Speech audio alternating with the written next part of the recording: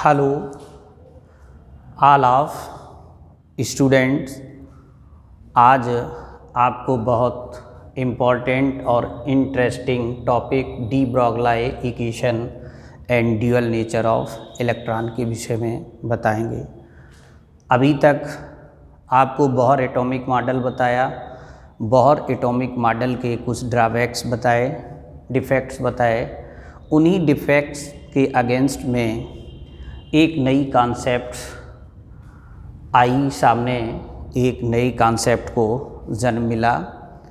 तो इसमें चूँकि बोहर जी ने इलेक्ट्रॉन को एक पार्टिकल के रूप में मानते हुए उसका मोमेंटम, एनर्जी, रेडियस यानी ऑर्बिट को फिक्स कर दिया। स्टेशनरी ऑर्बिट में इलेक्ट्रॉन मूवमेंट करता है, रिवॉल्व होता है, और इवन इलेक्ट्रॉन का वेलोसिटी भी फिक्स कर दिया।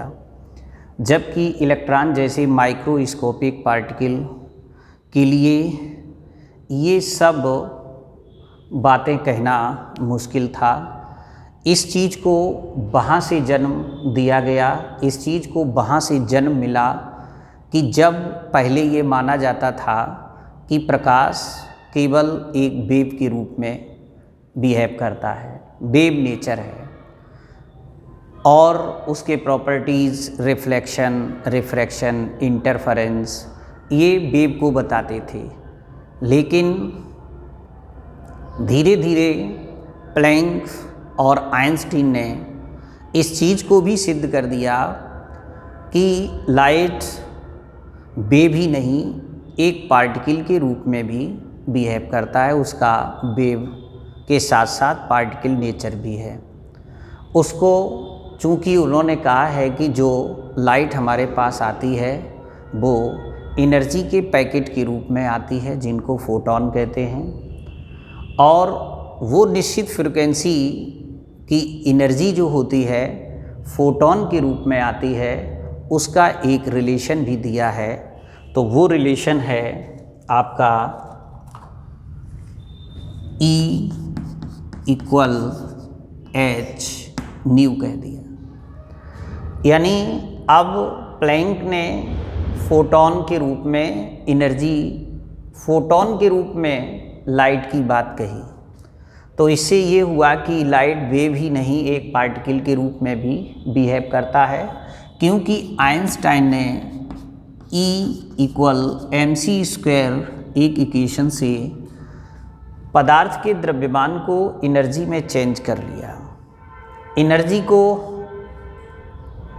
मास में कन्वर्ट कर लिया, मास को एनर्जी में कन्वर्ट कर लिया। आप वाइसे वर्सा भी कह सकते हैं। तो इस तरीके से जब ये कॉन्सेप्ट आई कि लाइट वेव और पार्टिकल दोनों हो सकते हैं, तो डी ब्रॉगली के आगे चल के 1924 में ये भी दिमाग में आया कि जब लाइट वेव से पार्टिकल हो सकता है तो इलेक्ट्रॉन पार्टिकल से वेव क्यों नहीं हो सकता है। और उन्होंने इस पर कुछ काम करना शुरू कर दिया, और इनकी मदद से एक इक्वेशन को ड्राइव किया जिसे डी ब्रॉगली इक्वेशन कहते हैं। तो ये देखिए, according to Planck's, according to Einstein, अगर इसको हम 1 और 2 मानते हैं तो हम यहाँ पर ये भी कह सकते हैं, इसको यहाँ से लिख लेते हैं, from E h new E mc², ये प्लैंक के अनुसार, और ये आइंस्टीन के अनुसार।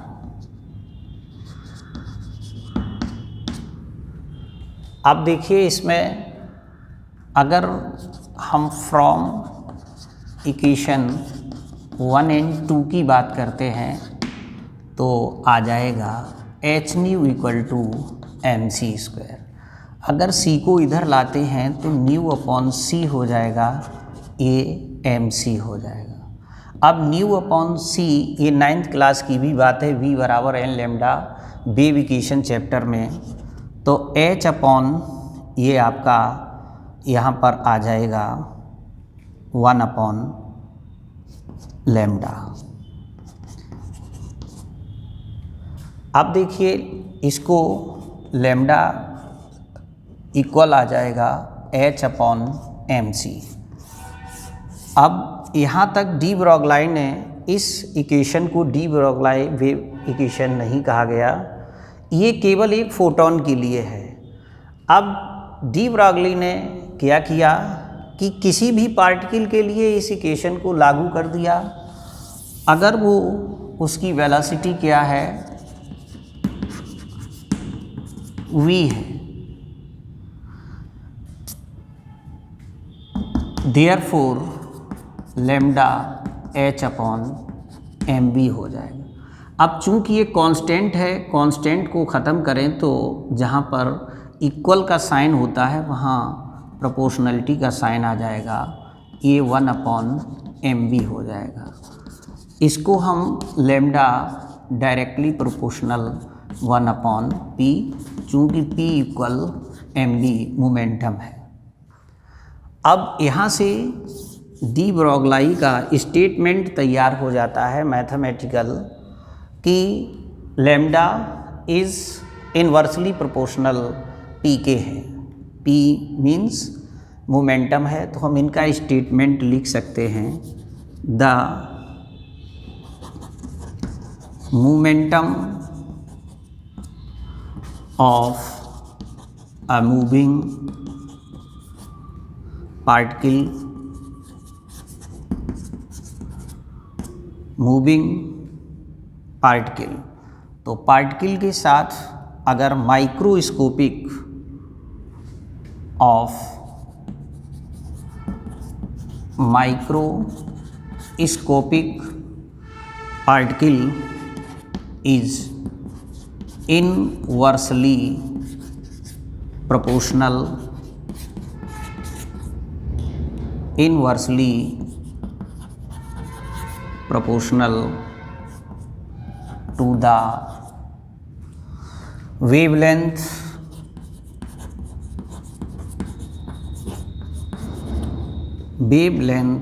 of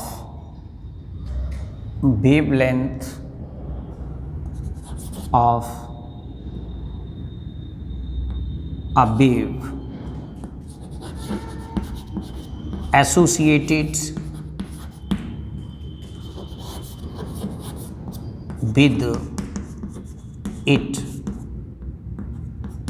ये इनका इस मैथमेटिकल इक्वेशन से एक स्टेटमेंट हो गया कि द मोमेंटम ऑफ अ